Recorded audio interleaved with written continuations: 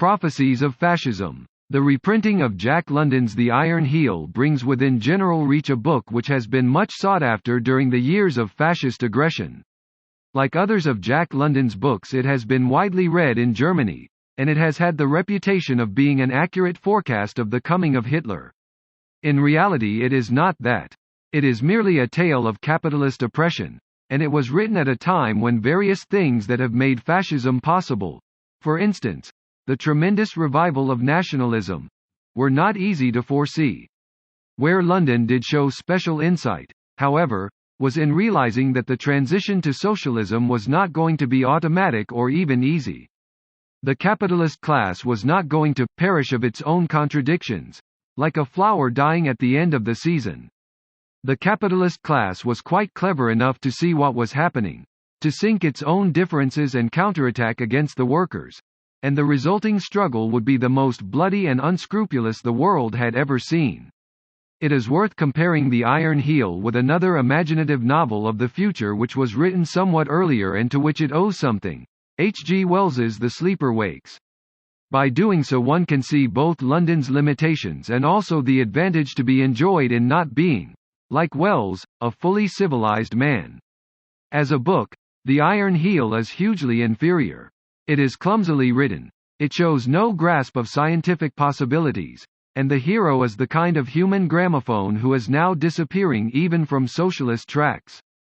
But because of his own streak of savagery, London could grasp something that Wells apparently could not, and that is that hedonistic societies do not endure.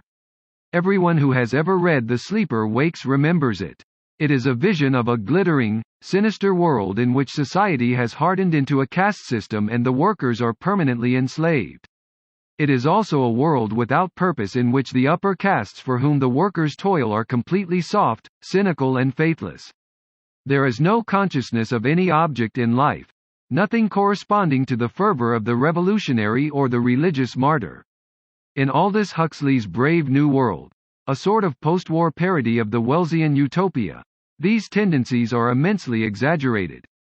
Here the hedonistic principle is pushed to its utmost. The whole world has turned into a Riviera hotel. But though Brave New World was a brilliant caricature of the present of 1930, it probably casts no light on the future. No society of that kind would last more than a couple of generations, because a ruling class which thought principally in terms of a good time would soon lose its vitality. A ruling class has got to have a strict morality, a quasi-religious belief in itself, a mystique. London was aware of this, and though he describes the caste of plutocrats who ruled the world for 7 centuries as inhuman monsters, he does not describe them as idlers or sensualists. They can only maintain their position while they honestly believe that civilization depends on themselves alone, and therefore in a different way they are just as brave, able and devoted as the revolutionaries who oppose them. In an intellectual way, London accepted the conclusions of Marxism, and he imagined that the contradictions of capitalism, the unconsumable surplus and so forth, would persist even after the capitalist class had organized themselves into a single corporate body. But temperamentally he was very different from the majority of Marxists. With his love of violence and physical strength, his belief in natural aristocracy, his animal worship and exaltation of the primitive, he had in him what one might fairly call a fascist strain. This probably helped him to understand just how the possessing class would behave when once they were seriously menaced. It is just here that Marxian socialists have usually fallen short. Their interpretation of history has been so mechanistic that they have failed to foresee dangers that were obvious to people who had never heard the name of Marx. It is sometimes urged against Marx that he failed to predict the rise of fascism.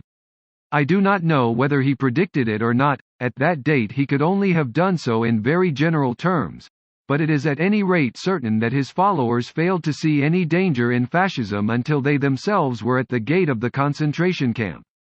A year or more after Hitler had risen to power, official Marxism was still proclaiming that Hitler was of no importance and social fascism, i.e. democracy, was the real enemy.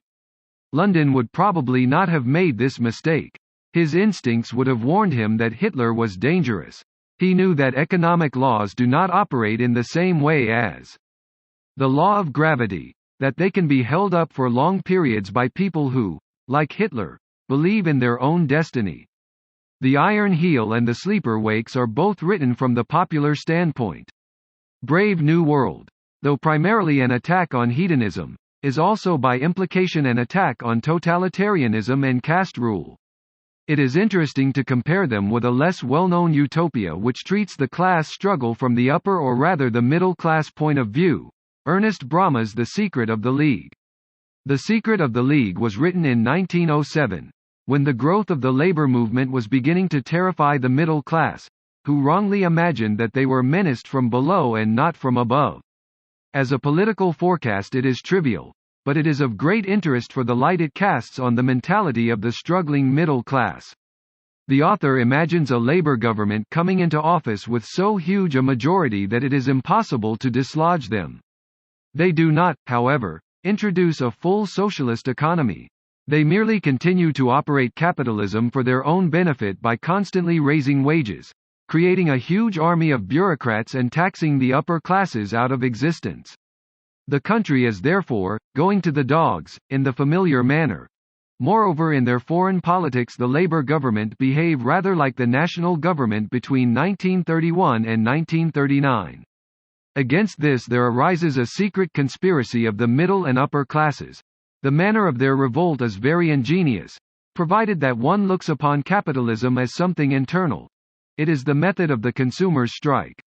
Over a period of 2 years the upper-class conspirators secretly hoard fuel oil and convert coal-burning plant to oil-burning. Then they suddenly boycott the principal British industry, the coal industry. The miners are faced with a situation in which they will be able to sell no coal for 2 years. There is vast unemployment and distress, ending in civil war, in which, 30 years before General Franco, the upper classes receive foreign aid. After their victory they abolish the trade unions and institute a strong, non-parliamentary regime. In other words, a regime that we should now describe as fascist. The tone of the book is good-natured, as it could afford to be at that date, but the trend of thought is unmistakable. Why should a decent and kindly writer like Ernest Brahma find the crushing of the proletariat a pleasant vision? It is simply the reaction of a struggling class which felt itself menaced not so much in its economic position as in its code of conduct and way of life. One can see the same purely social antagonism to the working class in an earlier writer of much greater caliber, George Gissing. Time, and Hitler, have taught the middle classes a great deal, and perhaps they will not again side with their oppressors against their natural allies.